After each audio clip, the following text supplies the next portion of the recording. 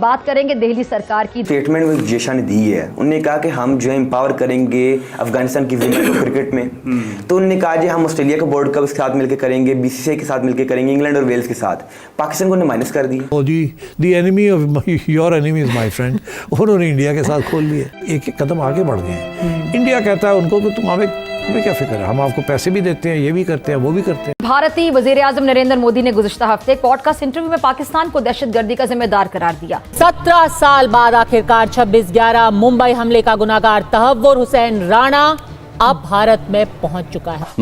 मगर ये मूडी जो है फिर भी रुकता नहीं है ना, रुकता नहीं है। इंडिया आज भी जीत गया है और फिर जब इंडिया जीतता है तो थोड़ा दिल भी जलता है। मोदी ने पाकिस्तान को खित्ते का विलन और खुद को मजलूम बनाकर पेश करने की कोशिश की। नहीं, नार्सिज्म का शिकार। नरेंद्र मोदी अपने आप को एक तारीख साज हिंदू लीडर साबित करना चाहता है। नहीं, भारत में अगर बादल भी गरजें तो फौरी तौर पे उसे दहशतगर्दी का नाम देकर उंगली पाकिस्तान की तरफ उठा दी जाती है। नहीं। नरेंद्र मोदी का पाकिस्तान पर इल्जाम लगाना ऐसा है जैसे बिच्छू दूसरों को जहर आलूद होने का ताना दे। माँ खराब हो जाएगा, मैं माँ अम्मा बहन पे आ जाऊंगा, मैं इनकी अम्मा बहन पे आ जाऊंगा। खुद को अमन का ठेकेदार जाहिर करने वाले नरेंद्र मोदी दरअसल खित्ते में बदअमनी के सबसे बड़े सहूलतकार हैं। उनकी पॉलिसीज नफरत, तासुब, तशद्दुद के सिवा कुछ भी नहीं। गुजरात से लेकर कश्मीर, खालिस्तान से लेकर मणिपुर तक हर जगह नरेंद्र मोदी के मुजालिम की दास्तानें बिखरी पड़ी हैं। मगर मजाल है कि वो अपने गिरेबान में कभी झांक कर देखे। झूठ, प्रोपेगेंडा, मुनाफिकत, ये है मोदी सरकार का असल और मकरू चेहरा। मोदी का सियासी करियर झूठ, प्रोपेगेंडा, नफरत की बुनियाद पर खड़ा है। 2002 के गुजरात फसादात जिसमें हजारों मुसलमानों का कत्लेआम हुआ, आलमी मीडिया ने उन्हें गुजरात का कसाई का खिताब दिया। मगर वो बेशर्मी से खुद को दुनिया का सबसे बड़ा सो कॉल्ड जमहूरी लीडर कहलवाने पर बाजिद हैं। और खून आशाम भेड़िया, अमन की मकारी चाणक्य के पैरोकार की ये असल फितरत है। इंतहा पसंद मोदी सरकार की हुकूमत में अक़लियतें गैर महफूज हैं। गाय के नाम पर मुसलमानों को कत्ल किया जाता है और जो क्रिश्चियंस हैं उनके चर्च जलाए जाते हैं। सिख रहनुमाओं को सरेआम कत्ल कर दिया जाता है। जो मोदी अपने ही मुल्क के शहरियों को तहफ़्फ़ुज़ नहीं दे सकता वो चुप हो जा, साथ में चुप, एक शब्द नहीं। बिला तातुल, बिला रुकावट बातचीत है। हम तैयार हैं मोदी जी। अब आए ना लाइन पे। क्या हिंदुस्तान तैयार है? नहीं। सारे इंडिया को, सारी इंडिया की गवर्नमेंट को, सबको हम दिल से थैंक यू कहना चाहते हैं। एक ही दिल है पठान का, कितने बार जीतोगे सर, सलूट है आपको। हमें पता था कि ये सारी दुनिया अगर कितना भी बोले कि अफगानिस्तान क्रिकेट को बैन करो, जैसा सर है वहां पर वो संभाल लेगा। इंडिया जो है वो अफगानिस्तान की खवातीन को सपोर्ट करता है। अफगानिस्तान की खवातीन को सपोर्ट करता है, खास करके क्रिकेट तो दुनिया में क्या लगेगा, देखो यार ये तो बड़ा अच्छा काम कर रहे हैं। कहते हैं जी आईपीएल में ये होता है वो होता है, कम से कम उसमें पैसा तो नजर आता है ना। यहाँ पे हेयर ड्रायर दे रहे हैं हम लोग। लोग कह रहे हैं मारो मुझे मारो। मैंने कहा ये सब क्यों चीख रहे हैं मारो मुझे मारो। हेयर ड्रायर मिला है। क्या मिला है? Hair dryer. आप अंदाजा लगा लो भाइयों, लिटरली बता रहा हूं, ये अपना कंपैरिजन करते हैं आईपीएल के साथ। ये देखें, ये जय शाह का इतना करीब होना भारतीय हुकूमत के, basically Indian government at some point Indian cricket को इस्तेमाल करती है एज ए टूल।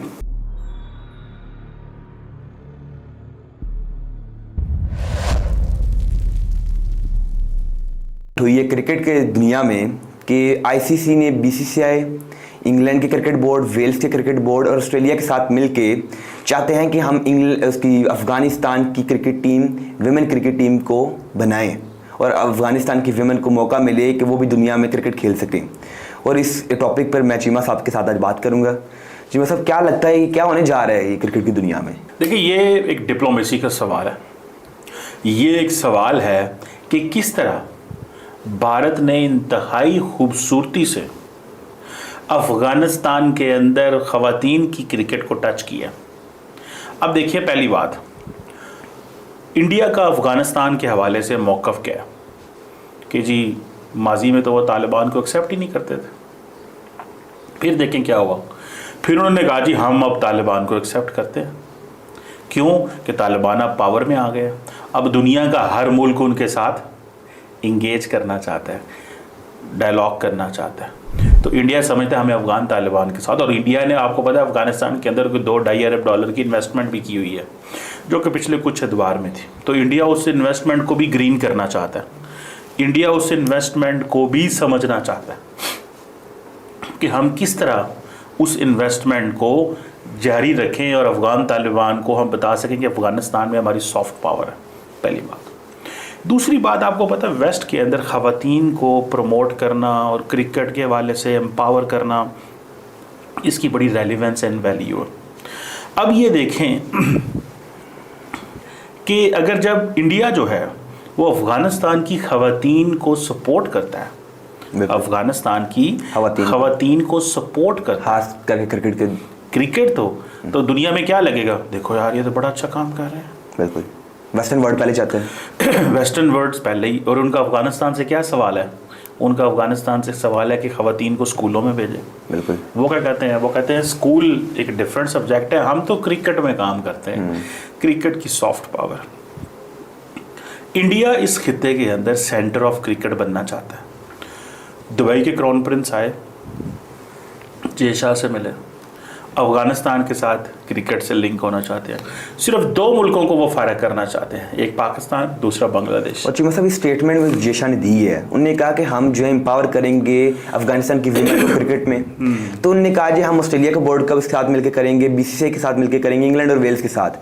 पाकिस्तान को उन्होंने माइनस कर दिया।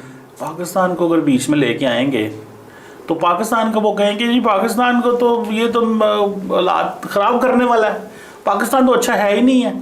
ये देखें, ये जय शाह का इतना करीब होना भारतीय हुकूमत के, basically Indian government at some point Indian cricket को इस्तेमाल करती है एज ए टूल। अच्छा, फॉरेन पॉलिसी टूल है। अच्छा, याद रखें जो स्पोर्ट्स है ये, इसको हम बोलते हैं ये सॉफ्ट पावर। जो स्पोर्ट्स होता है, कल्चर होता है, एजुकेशन होती है, वैल्यूज़, बॉलीवुड, ये उनकी सॉफ्ट पावर है। वो अपनी सॉफ्ट पावर, क्रिकेट यानी सॉफ्ट पावर का वो इस्तेमाल कर रहे हैं और उसका फ़ायदा उठा रहे हैं। अब अगर वो पाकिस्तान को बीच में ले आएंगे, वो कहते हैं पाकिस्तान को क्या करना है, ये तो हमसे मांगते हैं। बिल्कुल, ये भी तो फैक्टर है ना, ऐसी चीज़ तो हम आपको देता है। बिल्कुल, पैसे तो आईसीसी पाकिस्तान को देता है, कौन देता है कि युगांडा देता है? नहीं, आईसीसी देता है। तो फिर गल मुकी, जब आईसीसी देता है तो आईसीसी से पैसा कहाँ से आता है? साहब आपको क्या लगता है स्टेटमेंट के बाद उन्हें पाकिस्तान के पीसीबी ने क्यों नहीं शोर डाला कि हमारा नाम कहाँ है, हमें क्यों नहीं कहते शोर डाले कि हमें और पैसे दो ताकि हम अफगानिस्तान को सपोर्ट करें। अच्छा, यानी कि पहले आईसीसी और बीसीसीआई हमें पैसे दे, बिल्कुल, और फिर हम अफगानिस्तान को सपोर्ट करें।